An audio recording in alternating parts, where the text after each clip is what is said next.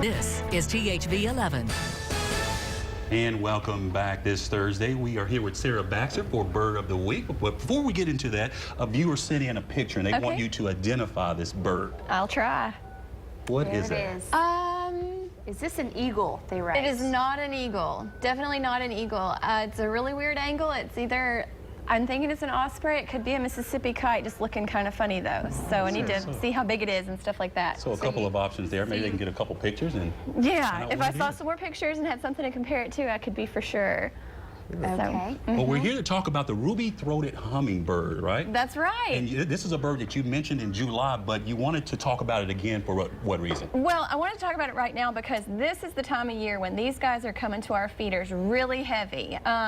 So one thing about hummingbirds is everybody gets ready for them in the spring when they arrive from Central America. They migrate across, actually they fly across the Gulf of Mexico, which is really amazing considering how small they are. They all that way. But they get here in like April and May and they're hitting our feeders okay then, and then we don't see them for a long time. And then, you know, people start to worry about their hummingbirds, and then right now is the time when they start hitting those feeders again really, really hard. Sure. So it's the adults and also the chicks that fledge this year. So we've got high numbers right now, and they're hitting them really hard.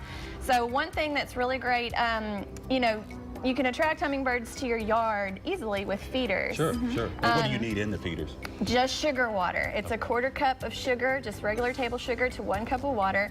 Don't use honey. That can grow fungus and bacteria that can hurt them. And you also don't need to turn the water red. The hummingbirds are not attracted to the color of the nectar. They're just attracted to the color of the flowers. And these are aerobatic birds, right? Yes, what does that mean? That means that they're great flyers. So hummingbirds can do a lot of things that a lot of other birds cannot do, and that's because of the way that their wing is built.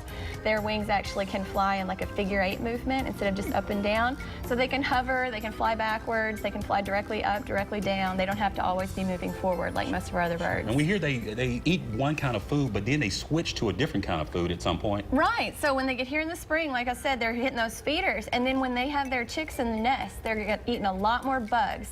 And the reason for that is because A, nectar would be really difficult to deliver to the nest, and then B, those chicks are growing really fast. They need lots of protein. Insects are high in protein. Sure. And when they get here from Central America, I hear they're really tired. Yeah, they're really tired, and that's why they're coming to our feeders. They're like, whew, I finally made it. I'm going to build up my energy and get ready to start building a nest. So you mentioned the insects. What kind of insects again do they? Flying insects, small ones, mosquitoes, gnats, things like that. They'll also glean insects out of spider webs, which is kind of neat. Okay. So they'll go into spider webs and kind of they can just kind of pick them out of there with their little fine bills. Is there a place here in Arkansas where people can go to see them?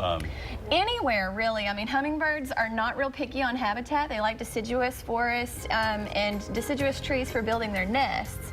But right now, they're just at a food source. So if you've got a place that has lots of feeders, that's good. And if you don't have many birds hitting your feeders, one thing you can do to attract more maybe for next year would be to plant real flowers.